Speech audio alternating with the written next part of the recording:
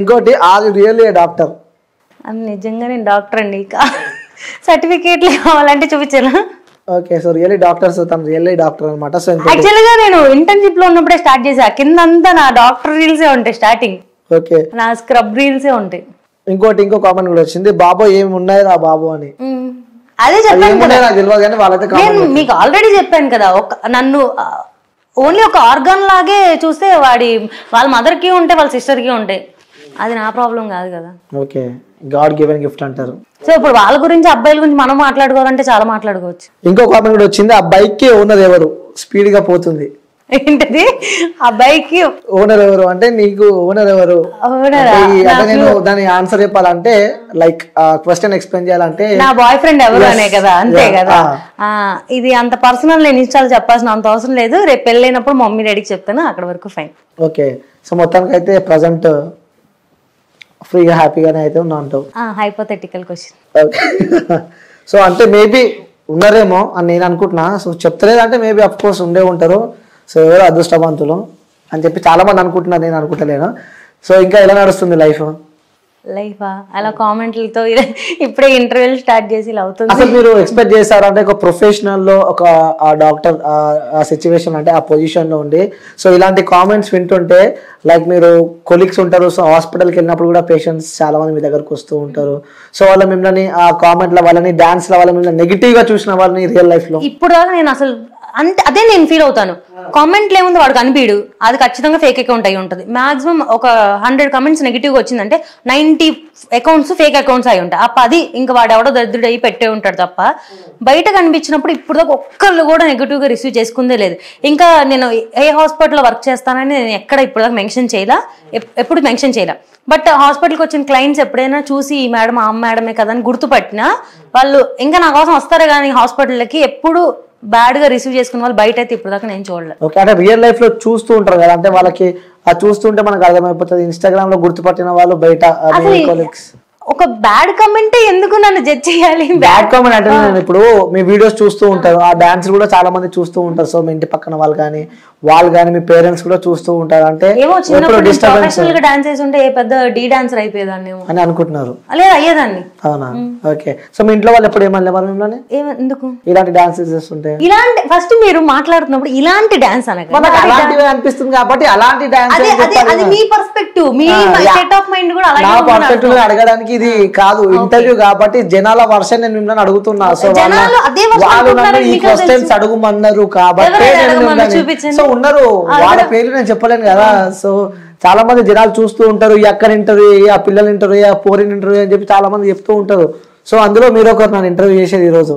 ఇలాంటి డాన్స్ అలాంటి డాన్స్ అది నేను అసలు యాక్సెప్ట్ చేయను. మీరు ఎన్నిసార్లు అన్నా కూడా నా డాన్స్ కాబట్టి అది డాన్సే, ఓకేనా. అందులో ఒక బాడీ ఆర్గన్ ఒకటి హెవీ బ్రెస్ట్ ఉన్న అమ్మాయి ఒక డాన్స్ వేస్తేనే అది తప్పంటే ఇంకా మనుషులు బతకక్కర్లా. ఇంకా మీరు కూడా ఇంటర్వ్యూ పెట్టి ఒకరిని డిఫేమ్ చేయాలి, ఇంకా ఫెమినిజం కి అగెయిన్స్ట్ గా మాట్లాడాలి, అమ్మాయి అంటే ఇంకా 36 ఉండాలి, 38B కూడా ఉండకూడదు అని మీరు మాట్లాడుతున్నారు. మీకు అనిపిస్తుంది అంతే మాట్లాడుతున్నారు. అంటే ఏ విధంగా అంటున్నారు మీరు ఇప్పుడే చెప్తున్నారు కదా ఇలాంటి డాన్స్ అంటే అక్కడ ఇలాంటి డాన్స్ అని నేను జడ్జ్ చేయాలి, అది కూడా ముందు చెప్తున్నా. నేను జడ్జ్ చేయలే, నాకు కొంతమంది అడుగుమన్నారు కాబట్టి అడగమన్న వాళ్ళకి చెప్తున్నాను.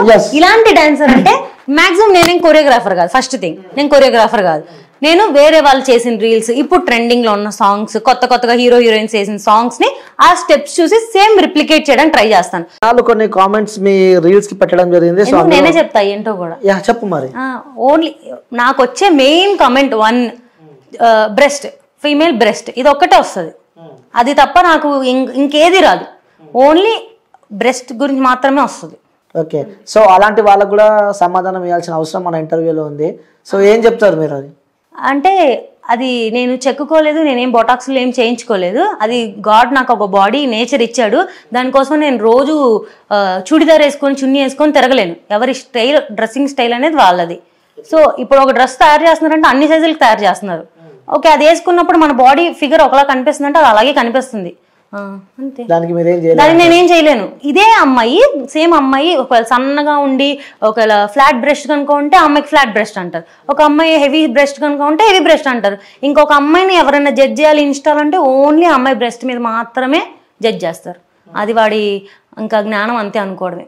నేనైతే ఎవరి రీల్స్ ని కామెంట్ కానీ చూడడం కానీ ట్రోల్ నేను అసలు పట్టించుకుని నా తోటి ఇన్ఫ్లుయెన్సర్స్ ఎవరో కూడా నాకు తెలియదు.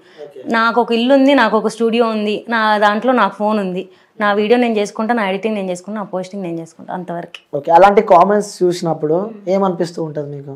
వాడు ఎదవని అనుకుంటా అంతే, అంతకన్నా. ఫస్ట్ స్టార్టింగ్ ఎవరన్నా ఫీల్ అవుతారు, అఫెండెడ్ గా ఫీల్ అవుతారు, ఏంటి వీళ్ళు ఇంత వల్గర్ గా పెడుతున్నారు, అసలే మందే మిస్టేక్ లేకపోతే నిజంగా మన మిస్టేక్ అయినా వాడి మిస్టేక్ అనుకుంటా. నేను కూడా ఆ మిస్టేక్ రెక్టిఫై చేసుకోవడానికి చాలా సార్లు ట్రై చేశా. లిటరల్గా ఒక పద్ధతి ఫుల్ ఫ్రాక్, అసలు ఇంకా అసలు మనకి కొంచెం ఇక్కడ వరకు హ్యాండ్స్ ఉండి ఇక్కడ వరకు డ్రెస్ ఉండి అసలు ఏం కనిపించింది దాంట్లో కూడా నన్ను ఓన్లీ బ్రెస్ట్ మీద బాడీ షేమింగ్ చేస్తారు. ఇంకా అది వాడి చూపు అంతే. ఇంకా వాడి కోసం నేను బతకలేను కదండి, నాకు నచ్చినట్టు నేను బతకగలను. అవును, ఎందుకంటే సోషల్ మీడియా అనేది ఒక నీకు నాకే కాదు, సో కొన్ని కోట్ల మంది వీడియోస్ చూస్తూ ఉంటారు. సో అందులో మీ ఫ్రెండ్స్ కావచ్చు, మీ ఫ్యామిలీ మెంబర్స్ కావచ్చు, మీ కొలీగ్స్, అక్కడ మీరు డాక్టర్ ఒక ప్రొఫెషన్ లో ఉన్నారు కాబట్టి సో అందుకే నేను ఆ బాడీ మొత్తాన్ని ఒక ఆర్గాన్స్ లాగే చూస్తానే తప్ప అదొక్కటే వాళ్ళ ఐడెంటిటీ కాదు. నాకున్నది అది ఒక్కటే ఐడెంటిటీ అని నేను అసలు ఫీల్ అవును. వాడు పెట్టాడని నేనైతే ఫస్ట్ లో స్టార్టింగ్ ఒక 2 years బ్యాక్ అయితే ఏమన్నా ఫీల్ అయ్యేదాన్నేమో. తర్వాత నా ఫ్యామిలీ సపోర్ట్ నాకుంది. ఎవ్రీడే నేను రీల్ పోస్ట్ చేసిన అసలు కాదు. మీరు ఇప్పుడు క్వశ్చన్ అడిగారు కదా, అలా డాన్సులు చేస్తే అంటే డాన్స్ చేస్తే తప్పేంటి నాకు అర్థం కావట్లేదు. అలా డాన్సులు చేస్తే ఏంటి?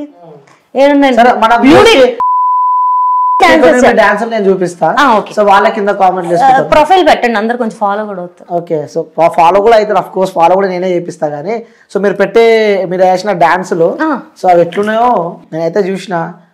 అది వాళ్ళకు కూడా నా పక్కన బాక్స్ వేస్తా, కింద కామెంట్స్ అవుతారు, మళ్ళీ వచ్చినాక నువ్వు ఇంటర్వ్యూ చేయాలి. అందులో కొన్ని కామెంట్స్ నేను తీసి పక్కన పెట్టాను అనమాట. సో మేబీ నా వరస్ట్ కామెంట్స్ కూడా నేను ఏం అడగనులే కానీ, నువ్వు చాలా తొందరగా ఫేమస్ అయిపోయావు అని చెప్పి కొంతమంది అంటున్నారు. చాలా తొందరగా ఫేమస్ నేను అదే ఫీల్ అవుతా. అంటే చాలా మంది 3-4 years 5 years నుంచి ఇన్స్టా రన్ అవుతున్న వాళ్ళకి 190K followers, 200K 150K followers ఉన్నారు. నేనే అనుకుంటా యాక్చువల్గా ఫాస్ట్ గ్రోత్ కూడా చాలా పెద్ద మైనస్. నేను ఎక్స్పెక్ట్ చేయలేదు. నాకు 4 months పట్టిందని చెప్పా 1000 ఫాలోవర్స్ రావడానికి. నెక్స్ట్ నాకు జూన్ జూలై ఈ 2 months లో నాకు 99,000 ఫాలోవర్స్ వచ్చారు. ఓకే, అండ్ ఒక 4 or 5 రీల్స్ వైరల్ అయిపోయి నాకు ఎంత ఫాస్ట్ వచ్చాయి. తర్వాత నాకు ఇంకా రాలేదు. మళ్ళీ 1.5 year పట్టింది నెక్స్ట్ ఒక 100K ఫాలోవర్స్ రావడానికి. అలా ఫాస్ట్ ఫేమస్ అయిపోయావని చెప్పి అనుకుంటున్నాను. అసలు నేను ఫేమస్ అవ్వలేదండి బాబు, ఎవరైతే చెప్పింది నేను ఫేమస్ అయ్యానని. ఇంకో కామెంట్ వచ్చింది, పొద్దుగానే మాకు ఎదవ డిస్టర్బెన్స్ ఏంట్రా బాబు. ఫాలో అవ్వకండి, ఎవరు అవ్వమన్నారు? పొద్దున్నే ఎవరు చూడమన్నాడు? నా పోస్టింగ్ టైం పొద్దున్నే ఎర్లీ మార్నింగ్ నిద్ర లేచిన లేకపోతే 7:30కి అలారం పెట్టుకొని లెగ్గించి నేను పోస్ట్ చేసి నేను నిద్రపోతా. సో ఎర్లీ మార్నింగ్ పక్క రీల్ పోస్ట్ ఎవ్రీడే మార్నింగ్ 7:30కి నాకు ఫోన్ 7:25 అలారం ఉంటుంది. 7:30 నా పోస్టింగ్ టైం. పిల్ల మంచి పొంగు మీద ఉందని చెప్పి కూడా ఇంకొకరు కామెంట్ పెట్టారు. సో వాళ్ళకి దాని మీనింగ్ ఏంటి? చాలా సార్లు వచ్చింది, పిల్ల అంటే మంచి వైబ్ లో ఉందనా, హైప్ లో ఉందనా, మంచిదేగా, అది కూడా నేను పాజిటివ్ గా తీసుకుంటా. పిల్ల మంచి కత్తిలా ఉంది. Thank you.